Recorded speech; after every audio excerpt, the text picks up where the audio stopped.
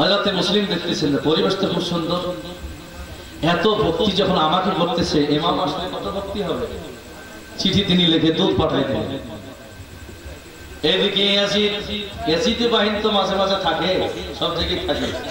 রহমাতুল্লাহ আলাইহি বলবে কে তাহলে? ইয়াজিদ না থাকলে রহমাতুল্লাহ আলাইহি বলবে কে? আমার কথায় রাগ করতেছেন নাকি?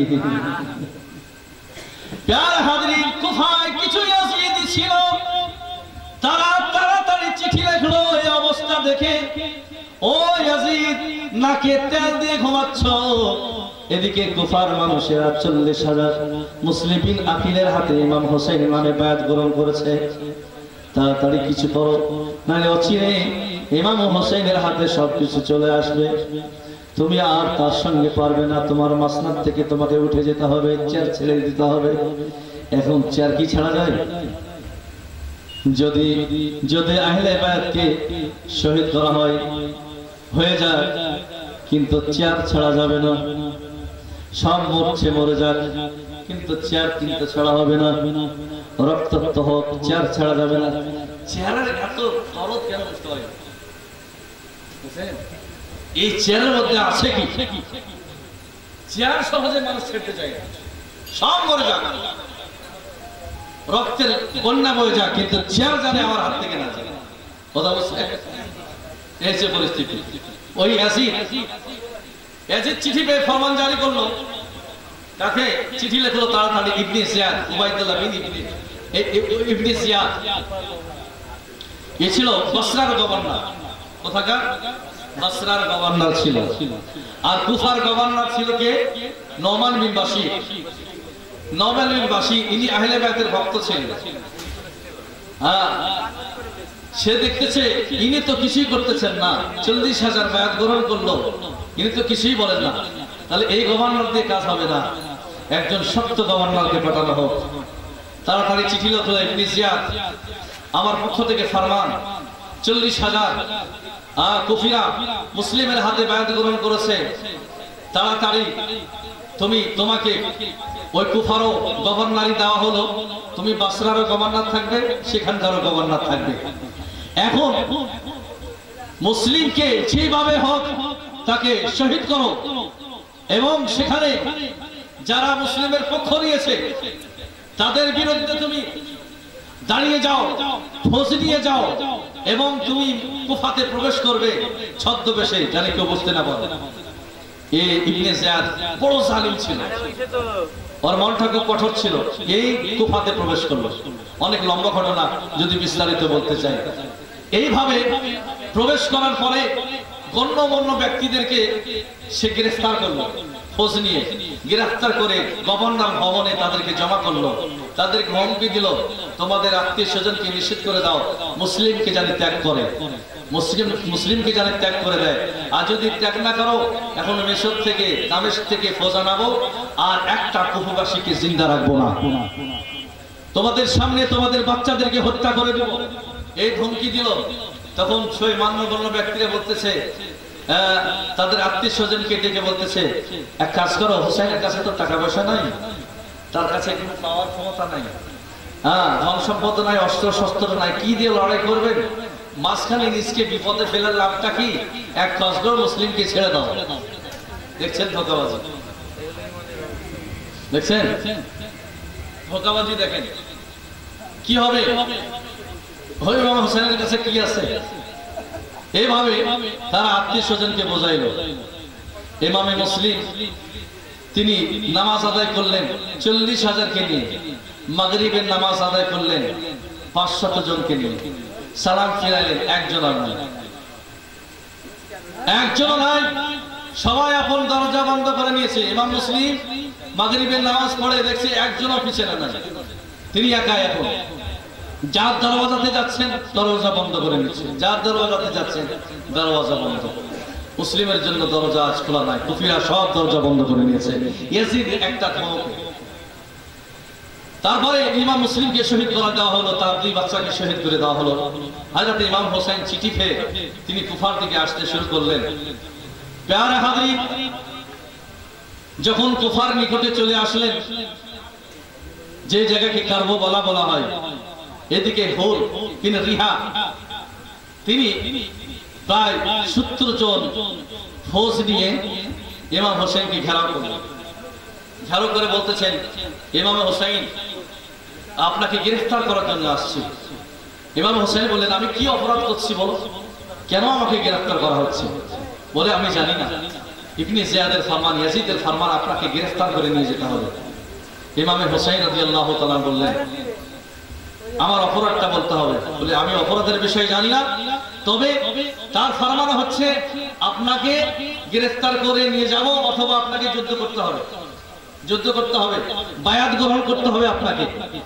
তো ইমাম হোসেন বললেন, বায়াত যদি আমি করতাম তো মদিনায় তো করতাম, এত দূর কেন আসলাম? আমি বায়াত গ্রহণ করব না, আমার শেষ কথা। বলে, হুজুর আমি অনুরোধ জানাচ্ছি, হুর হে, আমি আপনাকে মহব্বত করি। হুর বলতেছে, আপনাকে মহব্বত করি, আপনি বায়াত গ্রহণ করেন। বায়াত গ্রহণ করলে কি আছে? ইমাম হোসেন বললে, হুর তুমি জানো না, বায়াত যদি আমি গ্রহণ করে নিই, আমার নানা জানের দ্বীন ঠিক থাকবে না।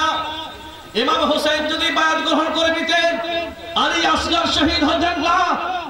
হযরত ইমাম হোসেন যদি বায়াত গ্রহণ করতেন, 18 বছরের আলী আকবর শহীদ হতেন না। ইমাম হোসেন যদি বায়াত গ্রহণ করে নিতেন, আননে মোহাম্মদ শহীদ হতেন না। হযরত আব্বাসের বাজু কলম হতো না। ইমাম হোসেন যদি বায়াত গ্রহণ করে নিতেন, তাহলে ইমাম হোসেন রাদিয়াল্লাহু তাআলা আনহুকে ধন সম্পদ তারা দিত, রাজত্ব তাদেরকে দিত। কিন্তু ইমাম হোসেন রাদিয়াল্লাহু তাআলা আনহু এর জন্য বায়াত গ্রহণ করেন নাই। ইয়াসিদের মতন ফাসিক ফাজিলকে যদি আমি ইমাম হিসাবে মেনে নিই, তাহলে কিয়ামত পর্যন্ত আমার নানা জানের শরীয়তটা এলোমেলো হয়ে যাবে। আজকে প্যারে হাজিরিন, আজকে আমরা মসজিদে আমরা ইমাম পাচ্ছি, ইমাম পাচ্ছি, ইমাম পাচ্ছি ইমাম হোসেনের সাদকা, না হলে আমাদের মসজিদে ইমাম পাইতাম না, মত-তারিখ হয়ে এসে ইমামতি করতো। ঠিক কিনা বলেন? আজকে সঠিক ইমাম পাচ্ছি আমরা ইমাম হোসেনের সাদকা।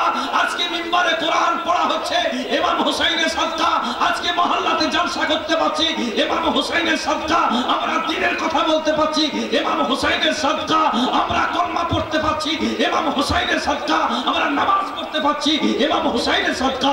আমরা রোজা রাখতেছি ইমাম হোসেনের সাদকা। ইমাম হোসেনের পুরা দ্বীনের উপর তিনার কুরবানি আছে, বলেন সুবহানাল্লাহ। আর হাজিরিন, ইমাম হোসেন বললেন, না, আমি যদি বায়াত গ্রহণ করি আমার নানা জানের দ্বীন কেটে যাবে, দ্বীন এলোমেলো হয়ে যাবে। একে ইমাম হিসাবে আমি স্বীকার করব না। আর আমি যদি স্বীকার করে নিই, তাহলে দুনিয়ার মানুষ বলবে, তারিখরকে যখন ইমাম আমাদের হোসাইন বানাইছেন ইমাম, তা আমাদের আপত্তিটা কি? দলিল দিবে না? কিন্তু না, ইমাম হোসাইন সেটা করতে দেন না, করতে দেন নাই। আমার নানা জানের শরীয়ত জানে ছিনিমিনি না হয়, কোরআনকে নিয়ে জানে কেউ খেলা না করে, আমার নবীর শরীয়তকে নিয়ে জানে কেউ খেলা না করে। এর জন্য ইমামে হোসেন রাদিয়াল্লাহু তাআলা আনহু ইয়াজিদের বায়াত গ্রহণ করেন নাই। এখন আবার বায়াতের কথা বলতেছো, না আমি বায়াত গ্রহণ করব না। প্যারে হাজিরিন, তো হুর বলতেছেন, হুজুর এক কাজ করেন, এক কাজ করেন, সারা দিন ধরে আলাপ করব আপনার সাথে, আর আমরা খোঁজ নিয়ে রাতে ঘুমায় যাব, আর আপনি রাতের অন্ধকারে এখান থেকে চলে যাবেন। ইবনে জিয়াদ যদি জিজ্ঞাসা করে কোথায় হোসাইন কোথায়, বলবো আমরা ঘুমাইছিলাম, রাতের অন্ধকারে উনি চলে গেছেন। ইমাম হোসেন বললে, ঠিক আছে। রাত যখন হয়ে গেল, ইমাম হোসেন পরিবারকে নিয়ে চলতে শুরু করলেন। চলতে চলতে সারা রাত্রি পার হয়ে গেল। যখন ফজরের নামাজের সময় হলো, আমার হোসেন কোথাও যেতে পারেন নাই, কারবালার মধ্যেই ঘুরতেছেন। আশ্চর্য হয়ে গেলেন, সারা রাত চললাম কিন্তু যেতে পারলাম না, কারণটা কি? হুর আশ্চর্য হয়ে গেল, হুজুর আপনি কি জানলেন? ইমাম হোসেন বলতেছেন, সারা রাত্রি ধরে আমি চলতেছি, আমি তো যেতে পারি নাই। আচ্ছা ঠিক আছে, আজকেও মহলত দেওয়া হলো, সারাদিন ধরে আলাপ করবো, রাত্রে আপনি আবার চলে যাবেন। তারপরের দিনেও সুযোগ দেওয়া হলো, ইমাম হোসেন আবার চলতে শুরু করলেন। ফজরের সময় যখন হলো, তখন দেখা যায় কারবালার মধ্যেই আছেন, কারবালার বাইরে যেতে পারেন নাই। তারপরে ইমাম হোসেন বলতেছেন, ওরে হুর, কারবালার বাইরে আমি যেতে পারবো না, কেননা আমার নানা জানের ফরমান মিথ্যা হতে পারে না। এই কারবালা আমার শাহাদাতের জায়গা, আমি কারবালা থেকে বের হতে পারবো না। ওরে বয়ে জৈনব, ওরে আমার ভক্তরা, এক কাজ করো, তোমরা এখানে তাবু স্থাপন করো। তাবু যখন স্থাপন করা হয়, খুঁটি যখন স্থাপন করা হয়, কারবালার মাটি দিয়ে তাজা তাজা রক্ত বের হয়। হযরত যায়েনব চিৎকার মেরে বললেন, ভাইজান, এই কারবালার মাটি দিয়ে কেন রক্ত বের হচ্ছে? আমার হোসেন বললে, ও বোন, আমাদের ধৈর্যের সময়, ধৈর্যের পরীক্ষার সময় চলে এসেছে রে বোন। তোমার এই ভাই কারবালার ময়দানে শাহাদাত বরণ করবে, এটাই হচ্ছে আমার নানা জানের ভবিষ্যৎবাণী। এখানে আমাকে আল্লাহ পাকের দিনে কুরবানি পেশ করতে হবে রে বোন। তুমি ধৈর্যের দামান তুমি ধরে নাও। আল্লাহু আকবার। তাবু স্থাপন করে দেওয়া হলো। এইদিকে ইয়াজিদ ইবনে যায়েদ আরো আপনার 22,000 লস্কর পাঠিয়ে দিল। 22,000 লস্কর তাদেরকে ঘেরাও করে নিল। আল্লাহু আকবার। মোর বিন ইয়াজিদ রিহা বলতেছে, হুজুর 22,000 লস্কর আবার আপনাকে ঘেরাও করলো, এখন তো আপনি যেতে পারবেন না, এখন আপনাকে যুদ্ধ করতে হবে। তখন ইমাম হোসেন রাদিয়াল্লাহু তাআলা বললেন, ঠিক আছে, ঠিক আছে, আমি এটা যখন যুদ্ধই করতে হবে, আমি তো যুদ্ধ করার জন্য আসি নাই। অনেকে বলে ইমাম হোসেন যুদ্ধ করার জন্য আসছে, নাউযুবিল্লাহ মিন যালিক। আচ্ছা, যুদ্ধ করতে যদি তিনি যেতেন, তাহলে 6 মাসের আলী আসগরের কোনো দরকার ছিল? আলী আসগরের কোনো দরকার ছিল? আননে মুহাম্মাদের কোনো দরকার ছিল? হযরতে যায়েনবের কোনো দরকার ছিল? হযরতে সাকিনার কোনো দরকার ছিল? শাহরবানুর কোনো দরকার ছিল? না না, ইমাম হোসেন যুদ্ধ করার জন্য আসে নাই, ইমাম হোসেন রক্ত ঝরানোর জন্য আসে নাই, ইমাম হোসেন নানা জানের উম্মতকে বাঁচার জন্য গিয়েছিলেন, উম্মতকে বাঁচার জন্য গিয়েছিলেন। প্রিয় হাজির, ইমাম হোসেন রাদিয়াল্লাহু তাআলা আনহু বললেন, আমাকে যুদ্ধ করতে হবে, আমাকে বাধ্য তোমরা করতেছো। ইবনে যায়েদ বলল, তোমাকে যুদ্ধই করতে হবে, না হলে বায়াত গ্রহণ করতে হবে। ইমাম হোসেন বললেন, আমি বায়াত গ্রহণ করবো না। ঠিক আছে, তাহলে যুদ্ধের জন্য প্রস্তুতি হয়ে যান। ইমাম হোসেন, ঠিক আছে, 3 দিন আমাকে সময় দাও হোক, 3 দিন আমাকে সময় দাও হোক। কিসের জন্য? জীবন বাঁচানোর জন্য? না না, ইমাম হোসেন জানেন, আমি যখন পৃথিবীতে আসছি, কোলে নিয়ে আমার নানা আমাকে এই কারবালার কথা বলছেন, এই কারবালার কথা বলছেন, আমাকে পরীক্ষা দিতে হবে ভালোভাবে জানেন। 3 দিন চাইলেন, হে মুসলমান ভাইরা, 3 দিন চাইলেন, সময় চাইলেন কিসের জন্য? 3 দিন চাইলেন আল্লাহ পাকের ইবাদতের জন্য, আল্লাহ পাকের বান্দেগীর জন্য, নামাজের জন্য, কোরআন তেলাওয়াতের জন্য, আল্লাহ পাকের বান্দেগীর জন্য। আমার জীবনের শেষ বান্দেগী, এই 3 দিন মন খুলে জানি আমার প্রতিপালকের ইবাদত করে নিতে পারি, 3 দিন জানে কোরআন তিলাওয়াত করে নিতে পারি, 3 দিন জানে আমি নফল নামাজ পড়তে পারি। এই জন্য তিনি 3 দিন মহল্লাত চাইলেন। কিন্তু এই সুযোগে তারা কি করলো? হ্যাঁ, 3 দিন টাইম দেওয়া হোক, কিন্তু এই 3 দিনের মধ্যে পানি বন্ধ করে দেওয়া হোক। ফুরাত নদীর পানি বন্ধ করে দিল, 4000 ফৌজ মোতায়েন করে দিল ফুরাত নদীতে। পানি জানে তারা 1 ফোঁটা না নিয়ে আসতে পারে, কিন্তু তারা জানতো উমর সাদ বলছে, ইবনে জিয়াদ 22,000 লস্কর দিয়ে হবে না, আরো পাঠাও। ইবনে জিয়াদ বলছে, বোকা, 22,000 লস্কর দ্বারা 72 জন। আবার বলতেছে, আরো পাঠাও। তোমার মাথাটা খারাপ হয়েছে নাকি? উমর সাদ বলছে, জানো না হোসাইনকে, যার শরীরে হায়দারে কাররারের রক্ত আছে, হায়দারে কাররারের রক্ত আছে, খাইবারের যুদ্ধতে হযরতে রাসূল করিম সাল্লাল্লাহু আলাইহি ওয়াসাল্লাম ঘোষণা দিলেন, আগামী কালকে আমি যার হাতে পতাকা দিব, তার হাতে আল্লাহ পাক বিজয় দান করবেন। আল্লাহ তাকে ভালোবাসে, আমি তাকে ভালোবাসি, সে আল্লাহকে ভালোবাসে, রাসূলকে ভালোবাসে। সকাল যখন হলো, আমার নবী বললেন, আইনাল আলী, আলী কোথায়? আলী আসলেন, ইয়া নবী আল্লাহ, আমি হাজির। হযরত আলী বলেন, ইয়া রাসূলুল্লাহ, আমার চোখের মধ্যে ব্যথা।